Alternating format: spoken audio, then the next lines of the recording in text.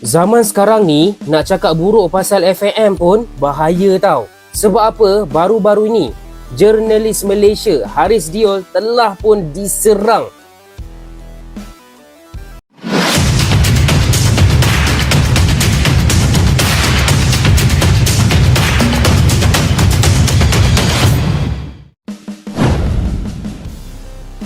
Wartawan ditangkap usai bongkar skandal naturalisasi palsu Malaysia. Dunia jurnalisme internasional bereaksi keras.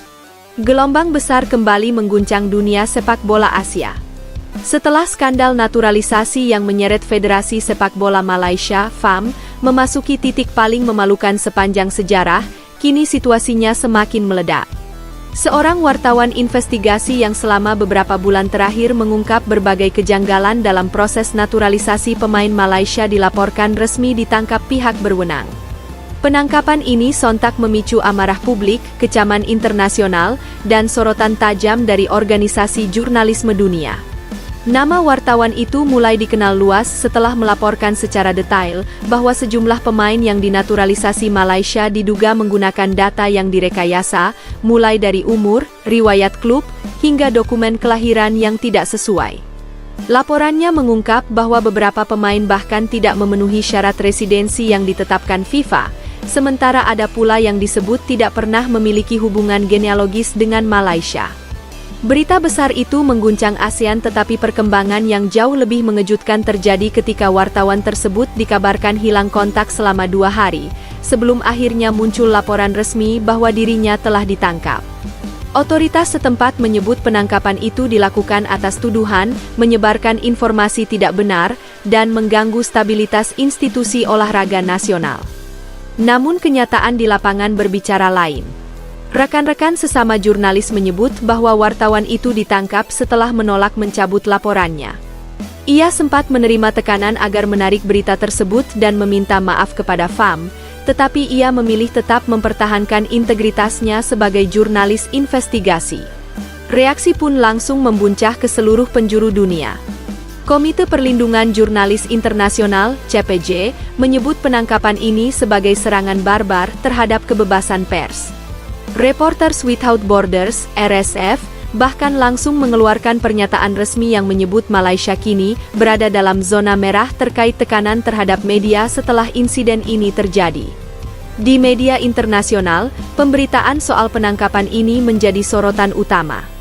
BBC, Al Jazeera, hingga Reuters menempatkan kasus ini sebagai headline, dengan menyoroti hubungan antara penangkapan wartawan dan skandal besar yang menimpa FAM. Banyak analis menyebut bahwa penangkapan wartawan tersebut semakin menguatkan dugaan bahwa ada upaya masif untuk menutupi kebobrokan internal Federasi Malaysia. Sementara itu, di Malaysia sendiri, publik mulai terbelah. Banyak warga yang mengutuk keras penangkapan tersebut.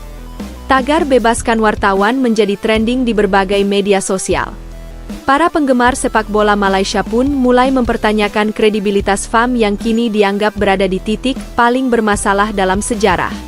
Skandal ini juga semakin memperburuk posisi Malaysia di mata FIFA. Federasi Sepak Bola Dunia tersebut dikabarkan meminta laporan lengkap mengenai penangkapan sang wartawan, terutama karena kasus tersebut berkaitan erat dengan pelanggaran besar dalam proses naturalisasi pemain. Sumber internal FIFA menyebut bahwa lembaga itu menilai kasus ini sebagai indikasi jelas adanya praktik kotor yang ditutup-tutupi. Apa yang dilakukan wartawan itu bukanlah hal kecil.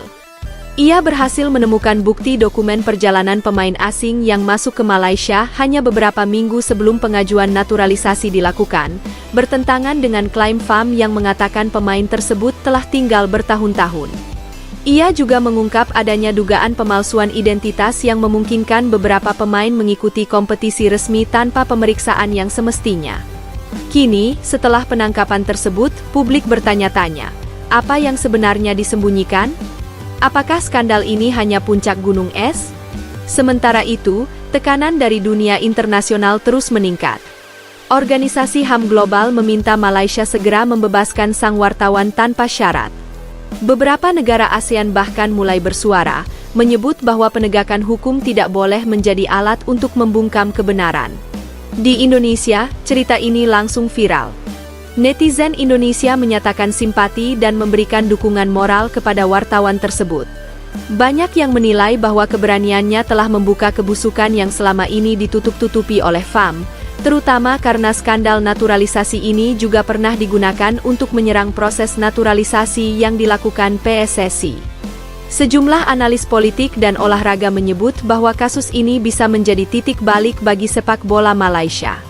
Tekanan publik, sanksi FIFA yang semakin keras, hingga krisis kepercayaan terhadap FAM membuat banyak pihak memprediksi bahwa akan ada perubahan besar dalam waktu dekat.